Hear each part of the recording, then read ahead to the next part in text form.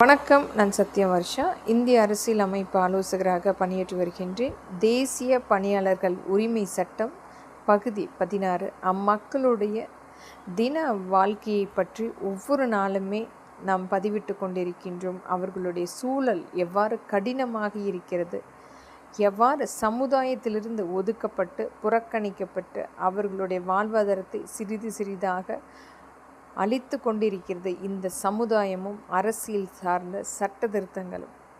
இது அனைத்துமே பரிசீலனை செய்து அரசாங்கம் முழுமையாக அம்மக்களுக்குரிய சமூகத்தை தேடி அவர்களுடைய கோரிக்கையை எடுத்து நிறைவேற்றுவதற்குரிய ஒரு பங்களிப்பு கொடுக்க வேண்டும்.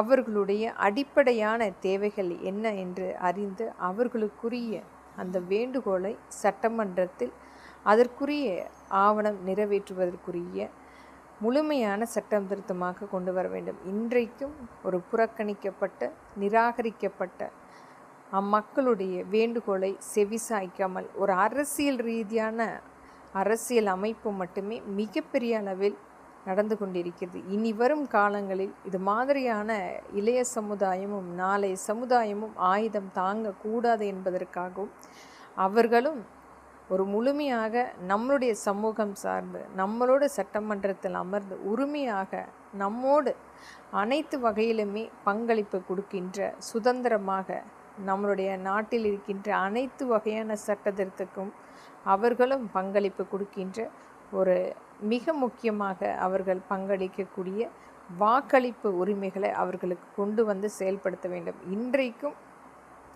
சிறை கைதிகளாக இருக்கின்ற அம்மக்களுக்குரிய வாக்குரிமை அளிப்பதற்குரிய சான்றிதழ் கொண்டு வர வேண்டும். ஆனால் இன்றைக்கு ஒரு நிராகரிக்கப்பட்டு ஒதுக்கப்பட்ட சமுதாயமாகவே ஒரு மிகப்பெரிய அளவில் ஒரு அச்சுறுத்தலான வாழ்வாதாரத்தை அவர்களை ஏற்படுத்தி கொண்டிருக்கின்றது.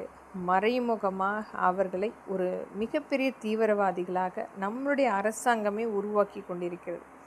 ஒரு சுதந்திரமாக இருக்கின்ற நபர்களை முழுமையாக ஒடுக்கும் பொழுது அவர்களும் அடுத்த கட்டத்துக்கு ஒரு ஆயுதத்தை தாங்கக்கூடிய நிலைமையில் தள்ளப்படுகின்றார்கள். இனி வரும் காலங்களில் இது மாதிரியான ஒரு சமூகம் உருவாகும் பொழுது அதற்குரிய ஒரு முழு குழுக்கள் அமைத்து அம்மக்களுடைய மேம்பாட்டுக்கு என்னென்ன அடிப்படையான தேவைகளை முழுமையாக கேட்டறிந்து அந்த இடத்திலேயே நிவர்த்தி செய்யும் பொழுது இது மாதிரி இனி வரும் காலங்களில் இளைய சமுதாயம் நாளைய சமுதாயம் ஆயுதம் தாங்காமல் நேரடியாக சட்டமன்றத்தில் அமர்ந்து பேசுவதற்குரிய பரிசீலனை செய்வார்கள். ஆனால் இன்றைக்கு ஒரு நிராகரிப்பு என்பது